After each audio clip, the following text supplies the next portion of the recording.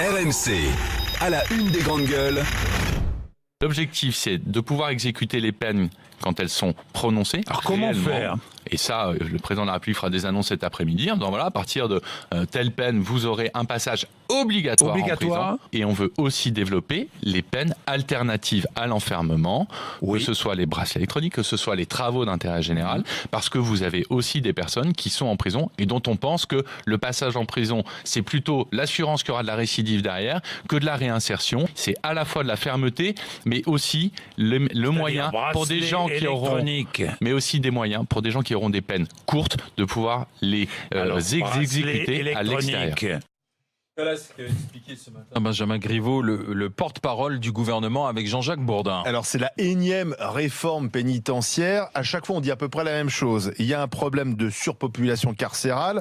En 2016, les chiffres sont assez accablants, même ceux de 2018 au 1er janvier, puisqu'on a 68 974 détenus qui s'entassent dans 59 765 places. On a donc un taux d'occupation de 200% en région parisienne et de 120% au niveau national. Donc l'objectif est de rendre les peines plus efficaces, mais aussi donc lutter contre la surpopulation carcérale. Mais ces objectifs, ils sont annoncés par chaque garde des Sceaux, chaque président, chaque Premier ministre dit à peu près la même chose. Alors, ce qu'il y a peut-être de nouveau avec Macron, c'est que la prison doit être le dernier recours. L'emprisonnement ne sera plus la peine centrale. Pour les peines de moins de 6 mois, Macron devrait annoncer d'autres options que la prison, c'est-à-dire les bracelets électroniques, les travaux d'intérêt général, des formules de probation. Alors là aussi, ça existe déjà et c'est très peu appliqué. Par exemple, en 2016, les tribunaux ont prononcé 52% de peines de prison, 11% de peines alternatives, dont moins de 3% de travaux d'intérêt général. Le travaux d'intérêt général, on en parle à chaque fois, mais c'est très peu appliqué puisqu'il n'y a pas suffisamment de moyens pour encadrer ces travaux d'intérêt généraux. Et il veut également réduire le délai d'application des peines. Aujourd'hui, on peut attendre des mois, voire des années entre le prononcé d'une peine et son application. C'est le fameux voyou qui condamné revient le lendemain dans sa cité, et ceux qui ont été victimes de ce voyou ne comprennent pas ce qu'il fait en liberté, parce qu'il y a des années parfois entre la peine prononcée et son application. Est-ce que vous y croyez ? Est-ce que ça va dans le bon sens ? Est-ce que Macron va enfin révolutionner les peines en France ? Pas de prison pour les peines les plus courtes. 3216 rmc.fr, à vous d'en parler avec les GG. Zora, tu es d'accord ou pas ? Alors, je sais pas en ces termes-là. Je pense que il y a un autre problème qui n'est pas évoqué, c'est le problème de la justice. Est-ce qu'on va donner les moyens à la justice d'appliquer ça, parce que la justice, apparemment, les magistrats souffrent de moyens, de personnel et de pouvoir appliquer les mesures qu'à chaque fois les politiques mettent en place. Alors qu'on réduise le nombre de détenus en faisant des travaux d'intérêt généraux, moi je suis pour, sauf que les travaux d'intérêt généraux, il faut qu'ils soient encadrés, il faut qu'il y ait des structures qui accueillent, il faut que les structures aient la capacité d'accueillir, et c'est pas le cas.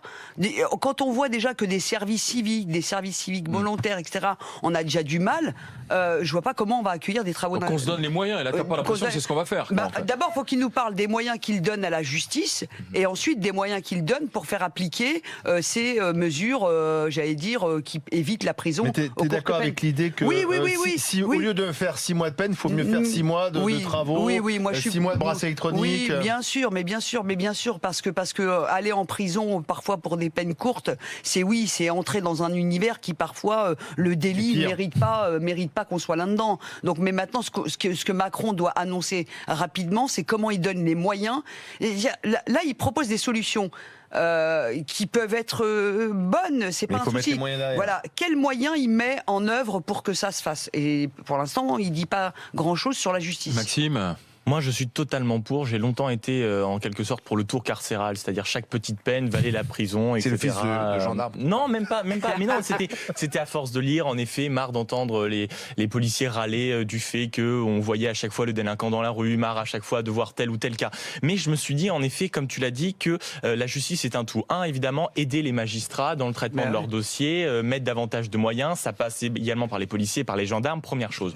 Deuxième chose, en effet, le bracelet électronique, je suis pas convaincu forcément de son efficacité. En revanche, pour les travaux d'intérêt, je trouve ça bien. Maintenant, cherche à savoir en quelque sorte comment on va les appliquer. Oui, et surtout quels sont en quelque sorte quel type de peine il va y avoir, enfin quel type de travail d'intérêt général va-t-on mettre face aux délinquants, quoi, en fait. Et élargir ça également à la sortie des détenus. La plupart du temps, quand ils sortent, ils sortent de prison et puis on ne sait plus quoi en faire. Sachant qu'en France, on a quand même une politique de prison qui fait qu'il y a 63% qui, dans les 5 ans, retournent en prison. Donc il faut aussi réfléchir à la sortie de prison qu'on peut envisager pour certains détenus.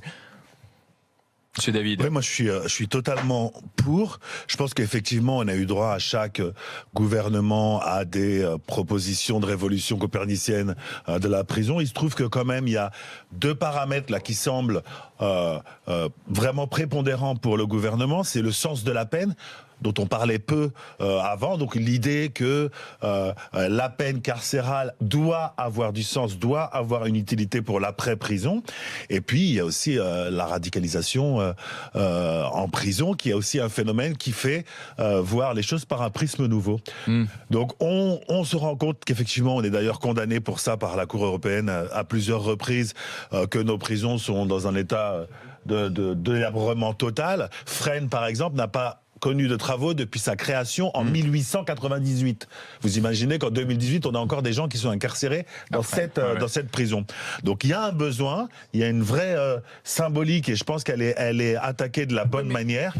Et évidemment, j'imagine que quand on fait des annonces comme ça, on prévoit les moyens pour pouvoir les mettre en application. On dit peine de substitution à l'enfermement. Bon, globalement, vous pensez que ça peut être une bonne idée, à condition, nous dit Zora, qui relativise, de mettre les moyens en face. Ça existe déjà. Sauf que, oui, mais tourne le problème autrement. Mets-toi à la place de celui qui a subi le préjudice ou de celui qui a subi le délit. On va lui dire, la personne dont vous avez été victime, elle va simplement faire un travail d'intérêt général dans une association ou dans un établissement public. Moi, je me mets à la place de la victime qui dit merde, je sais pas, je me suis fait casser la figure, peine, tu vois, qui va pas au-delà de 6 mois, où j'ai eu un vrai préjudice avec cette personne. Et puis lui, donc pendant 3 mois, il va aller dans une entreprise publique ou dans un service public et il va faire une peine d'intérêt général. C'est là où il faut. Donc tu dis attendez, c'est quoi la justice?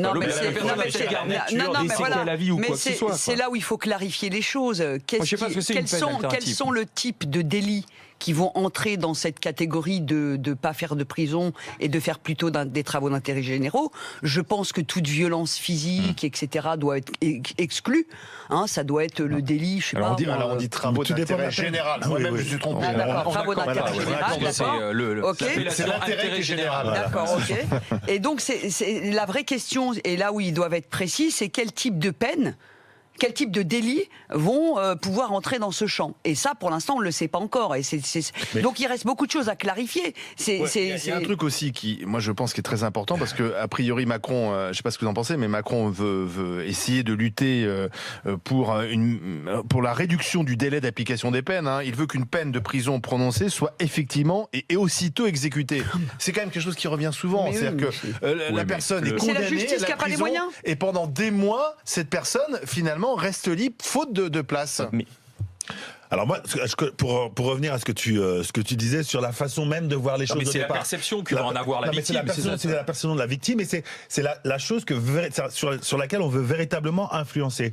Par exemple, dans les pays nordiques, la façon d'envisager même chez les victimes cet esprit de vengeance qu'on peut ressentir chez nous dans ce qu'on appelle la justice rétributive. Là-bas, ils ont une justice réunificatrice. La victime est au centre du processus, et on réfléchit à ses vrais besoins. On l'écoute, on évalue les moyens de la faire sortir de la crise. Donc c'est pas d'un côté il y a la victime, et de l'autre côté il y a l'auteur des faits. Ils ont une vision beaucoup plus globale. Donc toi tu veux repenser plus globalement. Quand Macron parle du sens de la peine, quand on parle de révolution, c'est vraiment quelque chose de structurel. Chez nous, il est urgent de repenser l'idée même de la prison, mais jusqu'à sa philosophie.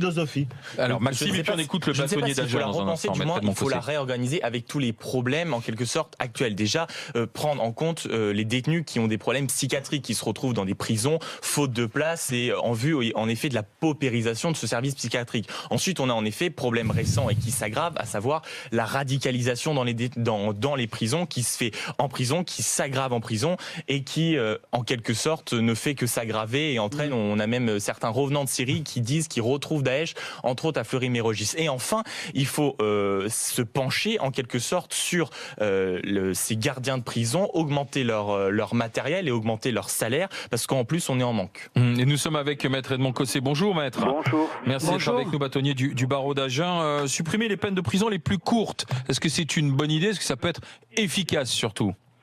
Alors, moi je suis pas un pénaliste, donc c'est peut-être pas à moi qu'il faudrait poser en premier la question.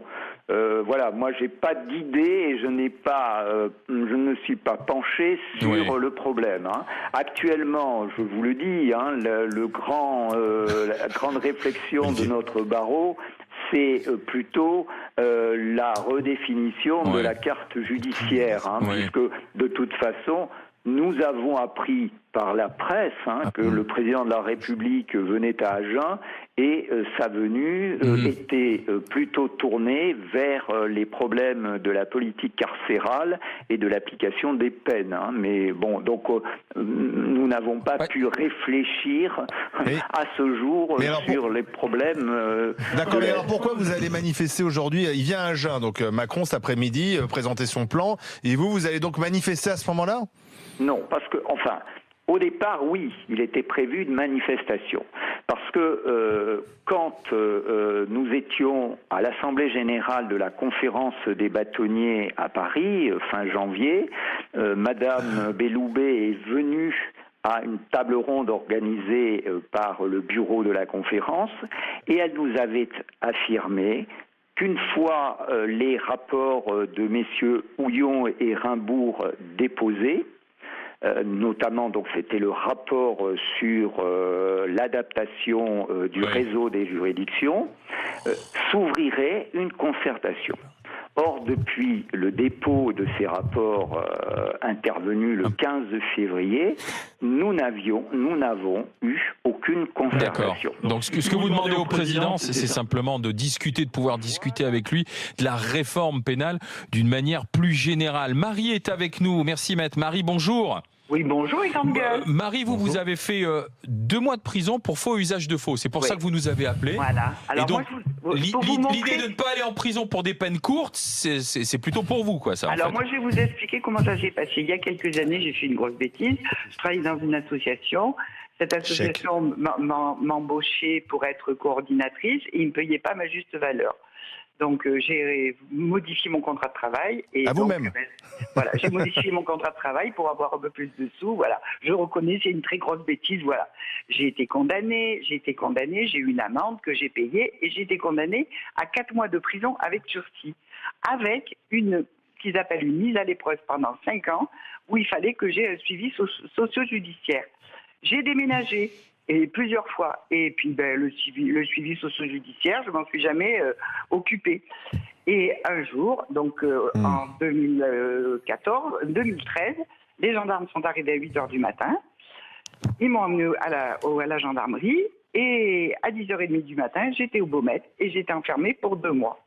Parce qu'en fait, comme je n'avais pas fait mon suivi socio-judiciaire, si vous voulez, il fallait que ce soit retransmis de la peine. Donc, j'ai pris un avocat. L'avocat a demandé est-ce que j'ai un bracelet électronique parce que j'étais infirmière, j'étais cadre de santé, donc je perdais mon travail. J'avais un enfant à charge qui avait 13 ans, il était tout seul. Et bien, ils n'ont rien voulu savoir. Je me suis retrouvée au Baumettes, dans un service avec des femmes qui avaient tué, violé, etc. Ouais. Mes seules personnes qui étaient intéressées et intéressantes, c'était des surveillantes. J'ai été maltraitée, j'ai été raquettée. Enfin, pour moi, donc il aurait mieux valu un bracelet électronique pour vous, quoi, en fait, plutôt que de vous retrouver en prison, quoi. Oui, un bracelet électronique. Ou un travail d'intérêt général. Voilà, mais d'accord, mais qu'est-ce qu'il en reste de ça? Est-ce que ça vous a marqué au point où vous dites aujourd'hui je file droit? Enfin, c'est ça la question aussi. Je vais vous dire une chose. Bien avant tout ça, le fait de me retrouver au tribunal, d'avoir fait de la peine à mes parents, à mes enfants, bien avant ça, j'avais compris que c'était une connerie. Mais bien avant ça. Vous avez compris la leçon, ouais. Mais le fait d'être allé en prison, ça m'a donné une autre idée de la prison. C'est-à-dire ? Je vais vous dire une chose. Heureusement que je suis quelqu'un de sain d'esprit, parce que tout ce que j'ai pu apprendre, tous les travers de la société que l'on peut apprendre en prison, j'aurais pu sortir et devenir une grande délinquante. Voilà. Je vais vous donner un tout petit exemple. J'étais incarcérée avec des gens du voyage qui ont l'habitude de faire ce qu'on appelle du vol à la roulotte à Saint-Martin-de-Crau quand il y a du Mistral. Vous savez ce qu'elles m'ont proposé? Elles m'ont dit, ah bon, tu habites à Saint-Martin-de-Crau? Je lui ai dit oui. Eh bien, tu sais ce qu'on fait? On vient chez toi, on cambriole, tu déclares à l'assurance et après on partage. Oui, c'est les codes de la ça. délinquance, quoi, en fait, la prison. C'est Quoi. Ouais, terrible. Non, mais ça, c'est voilà. terrible. Marie, merci de ce témoignage précis, Marie. Dans un instant, on continue la discussion. Je vous envoie un t-shirt DGG. Supprimer les peines de prison les plus courtes. Vous me dites, est-ce que ce sera efficace? Non à 61% sur rmc.fr, non à 64% sur Twitter. Donc vous n'êtes pas sur au contraire la volonté d'Emmanuel Macron. 32-16 rmc.fr pour continuer d'en parler avec les GG.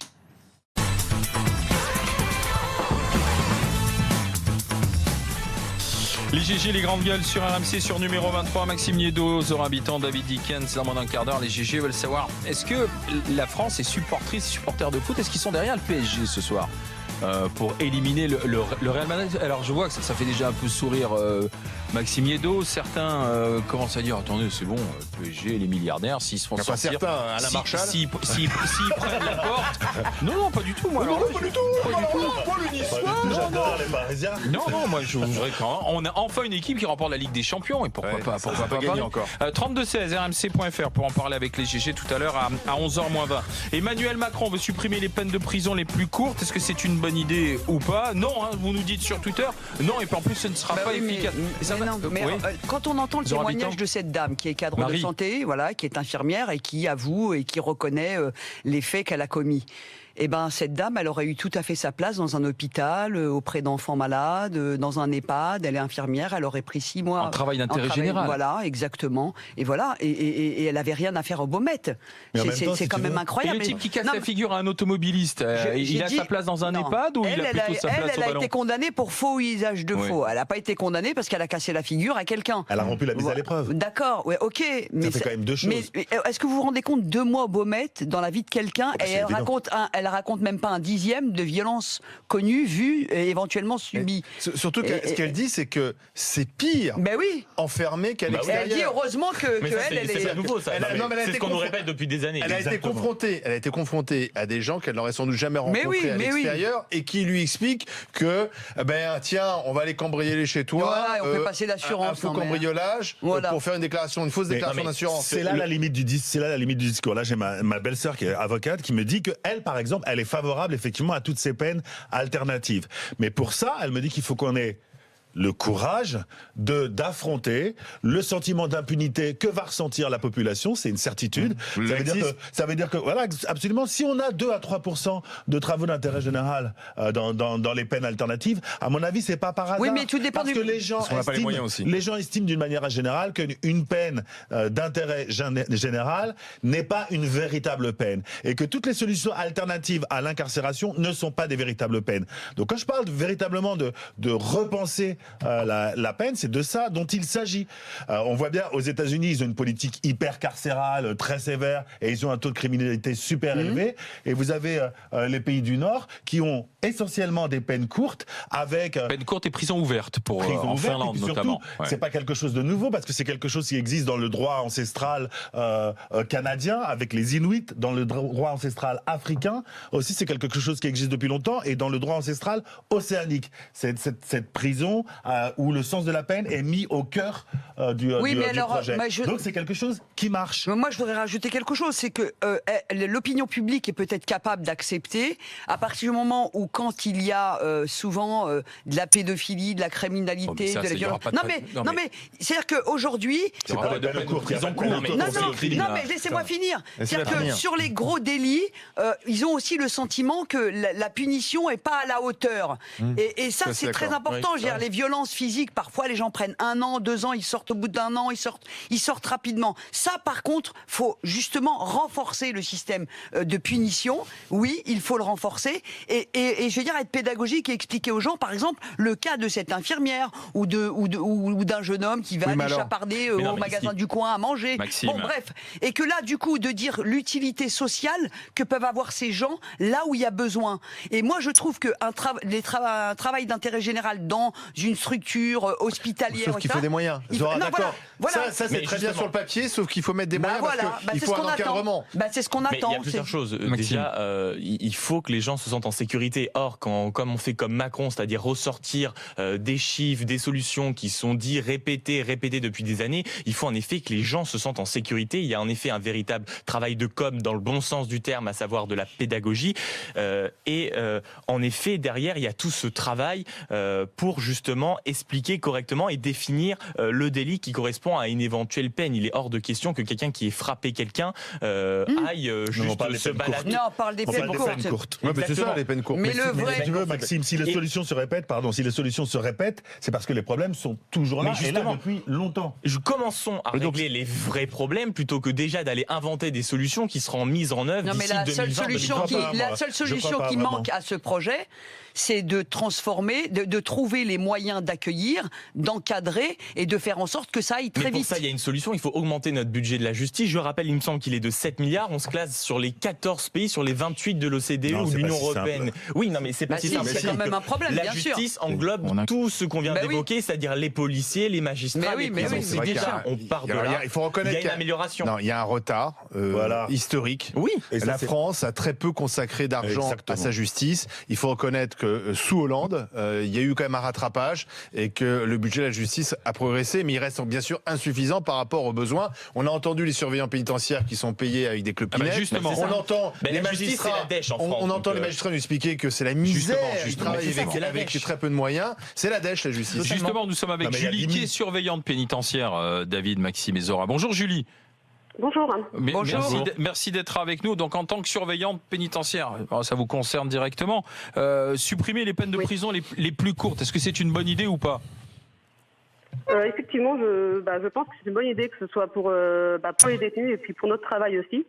Parce qu'effectivement, nous avons un manque de moyens de personnel qui n'est plus à démontrer, suite aux nouvelles aux grèves qu'il y a eu au mois de janvier. Et effectivement, la promiscuité dans les cellules peut créer des violences, que ce soit envers les personnels ou entre détenus. Et effectivement, je trouve ça mieux que les détenus qui soient condamnés à 2 mois, 3 mois, 4 mois de prison soient à l'extérieur. Effectivement, on a eu des détenus qui étaient condamnés à 15 jours, 1 mois, 2 mois. Et c'est pour quel type de délit, pardon Julie, mais pour quel type de délit justement ? Ça peut être des non-paiements de pensions alimentaires, ça peut être, c'est des choses qui peuvent je pense, se gérer à l'extérieur. Voilà. Bon après, c'est vrai que ce serait bien de... Et donc il faut les sortir de la prison. Qu'est-ce qui leur est arrivé comme problème, Julie ? Parce que vous disiez, vous allez nous donner des exemples, alors dites-nous. Des soucis, non. Après, j'ai pas de soucis concrets à donner, mais c'est vrai que effectivement, c'est des personnes qui arrivent, qui ont une vie à l'extérieur, qui ont peut-être jamais fait de prison de toute leur vie, qui ont un travail, qui ont, comme la dame tout à l'heure qu'on entendait parler, et qui se retrouvent incarcérés avec des gens qui sont mélangés un peu avec tout le monde. À ce moment-là, c'est pas évident de se retrouver avec des gens qui ont déjà fait 15 ans de prison et qui n'ont pas du tout le même parcours. Et je pense que ça peut perturber. On parle aussi de la surpopulation carcérale, mais j'ai l'impression qu'on en parle depuis toujours. Les chiffres sont toujours à peu près les mêmes, aussi accablants. À chaque fois, un nouveau gouvernement s'installe et nous explique qu'on va accroître le nombre de places. Là, on parle de 15 000 places supplémentaires. C'est le plan pénitentiaire qui avait été annoncé à la mi-janvier. Vous y croyez, vous, sincèrement, vous qui êtes sur le terrain? Écoutez, les 15 000 places, elles peuvent être construites, mais s'il n'y a pas de personnel, ça ne servira à rien. Effectivement, on peut construire 15 000 places, 30 000 places, mais il n'y a pas de surveillants qui veulent faire ce métier-là. Et je pense que construire des places pour surveillants, ça sera toujours le même problème, et il n'y aura personne pour encadrer les détenus. Et mais il y a eu votre mouvement. Il y a eu votre mouvement oui. Qui a été, on en a beaucoup parlé dans les grandes gueules, qui a été quand même très suivi. Est-ce que vous avez eu satisfaction? Est-ce que vous pensez quand même que les choses ont bougé? Non, les choses n'ont pas bougé. Enfin, je pense que les retours que les Français ont eus par rapport à ce qui a été signé, non, il n'y a rien qui a bougé. Je pense que c'est pas prêt de bouger, et c'est pour ça que c'est pour ça que d'un côté diminuer les peines de prison, le sujet d'aujourd'hui, je pense que ça arrangerait la pénitentiaire et puis les détenus qui ont des grosses peines. Après, après c'est un problème, je pense, à prendre à la base. Ça sert à rien de construire des places de prison si on n'a personne pour garder les détenus. Mais là, on a un chiffre. C'est du bon sens. Julie, est-ce qu'on est-ce qu'on a un chiffre, savoir précisément combien ça sortirait de personnes de prison, les courtes peines? Vous voyez, le pourcentage de détenus qui seraient à ce moment-là avec un bracelet électronique ou qui seraient en peine en travail d'intérêt général. Ce serait intéressant de le savoir. Et puis là-dessus, vous rajoutez les gens qui sont malades, qui n'ont peut-être rien à faire en prison. Est-ce qu'il y en a beaucoup? Et puis ceux qui sont en préventive depuis ad vitam aeternam, quoi, Julie. Tout à fait, tout à fait. Après, j'ai pas de chiffre précis, mais c'est vrai que on a beaucoup de gens en maison d'arrêt qui ont des peines inférieures, qui ont 4 mois, 6 mois à faire. Après, j'ai pas de chiffre précis exactement. Bien sûr. Julie, merci d'avoir été avec nous, d'avoir donné ces exemples. Je vous souhaite une bonne journée. Permettez que je vous envoie un t-shirt des Grandes Gueules. Stéphane, bonjour. Oui, bonjour. Comment vous vous inscrivez dans ce débat, si je puis dire? Quelle est votre opinion, Stéphane? Moi, je suis tout à fait favorable au niveau de l'insertion des petites peines dans les travaux d'intérêt général. Oui. Il y a tellement des besoins criants au niveau de l'environnement, au niveau de la santé, au niveau des EHPAD, de l'environnement, au niveau de la restauration des forêts, au niveau des routes, car vous circulez sur les routes, le nombre d'accotements qui sont jonchés de déchets que personne ne ramasse et que personne ne veut faire. Et au niveau encadrement, il suffit d'intégrer ces personnes sur des petites peines, qui ont des petites peines avec des équipes de... Vous savez ce qu'on va dire? On va vous dire qu'on va vous trouver de la main-d'œuvre taillable et corvéable à merci, que ça va être une espèce d'esclavage, comme on voyait avant. Travail à la chaîne, surveillé par des types qui sont armés. Mais c'est ce qu'on va dire, c'est ce qu'on va dire. Ça coûte combien un détenu qui fait 4 mois? Ça coûte combien à la collectivité? Ça coûte des sous aussi? Ça coûte de l'argent aussi? Tout à fait, oui. Quand vous ramenez ces détenus...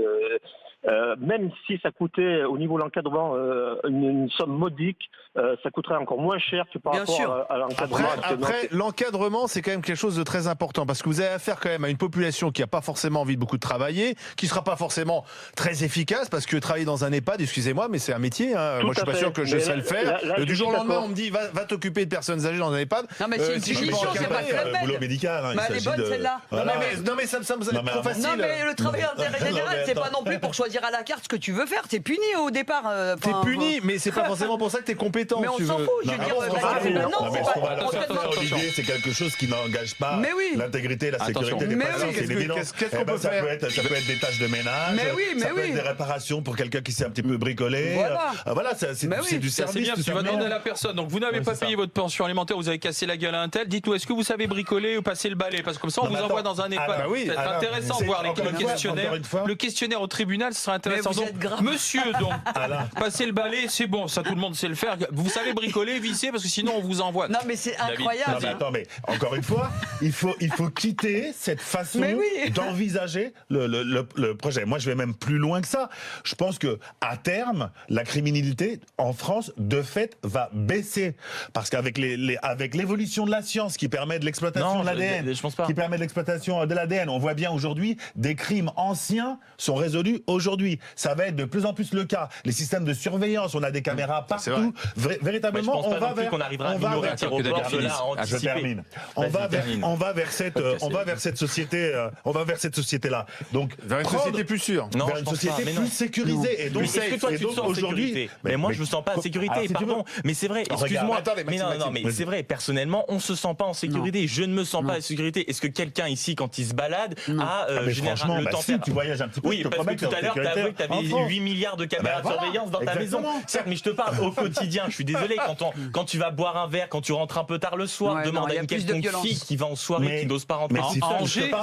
Même à Angers, tu te sens pas en sécurité. Angers, non, mais quand tu as des amis à Nantes ou des choses comme ça qui n'osent pas rentrer, qui ont peur, etc., ça relève quand même quelque chose. Il faut avant tout, au-dessus de tout ça, que les gens en France se sentent en sécurité. Or, ce n'est pas le cas en ce moment. Tout ça vise à modifier notre façon d'appréhender ce problème. Attends, David, on peut voir les choses. Quand tu auras des caméras partout, je te promets que les mecs qui devront aller braquer, ils réfléchiront à 2 fois. Non, mais on peut voir les choses autrement. On peut voir les choses autrement. Il peut y avoir beaucoup plus de surveillance.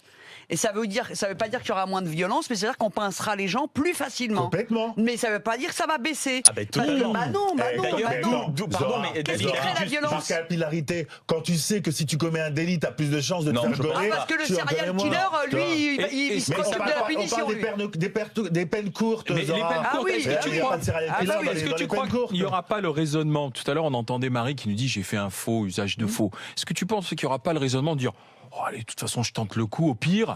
Mais c'est déjà le cas. Au pire, mais non, mais excuse-moi, c'est que quand t'es un escroc, tu dis, allez, je tente le coup. Au pire, qu'est-ce que je vais faire? Alain, je vais aller dans un EHPAD ou un service d'espace vert dans une municipalité. Mais attends, là, il te dit, de toute façon, je vais avoir une peine de prison que je ferai pas. Mais c'est le cas. Aujourd'hui, c'est déjà le cas parce que en France, c'est déjà le cas parce qu'en effet, en France, et ça revient à ce que je disais depuis tout à l'heure, on n'empêche rien car notre justice et notre prison ne fait plus peur pour toutes les raisons qu'on questionne Sauf depuis pour 10 minutes. l'auditrice qu'on a eue. Bah oui, sauf qu'elle a mal vécu. Évidemment qu'elle a mal vécu parce que les conditions en soi, mais quelqu'un qui est déterminé, notre prison et notre justice en France ne fait plus peur. Dans tous les cas, c'est pas approuvé. Vous qui suivez les grandes gueules et qui votez sur Internet. Parce qu'il faut changer les mentalités. Exactement. Et sur Twitter, Macron veut supprimer les peines de prison les plus courtes. Est-ce que vous pensez que ce sera efficace? Non, 64% sur mc.fr. Non, 66% sur Twitter. C'est une large majorité. Dans un instant, il y a comme un match de foot ce soir du côté du Parc des Princes. Simplement, est-ce que les supporters, quel que soit le club, quelle que soit l'écharpe, quelle que soit votre équipe de cœur, est-ce que les supporters sont derrière le PSG pour qu'il élimine le Real Madrid? Et on est que c'est que le 8e de finale. 32-16 rmc.fr. Les GG veulent savoir.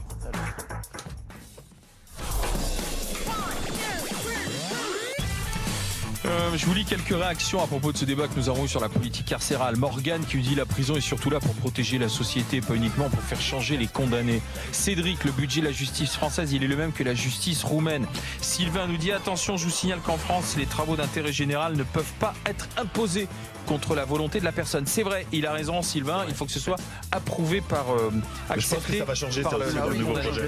Olivier nous dit à chaque délit correspond une peine et ce n'est pas forcément la prison. Au 21e siècle, il serait quand même temps de faire preuve d'imagination. Ça rejoint ce que disait David, d'inventer aussi de nouvelles alternatives à la prison, tout en gardant un aspect fortement dissuasif.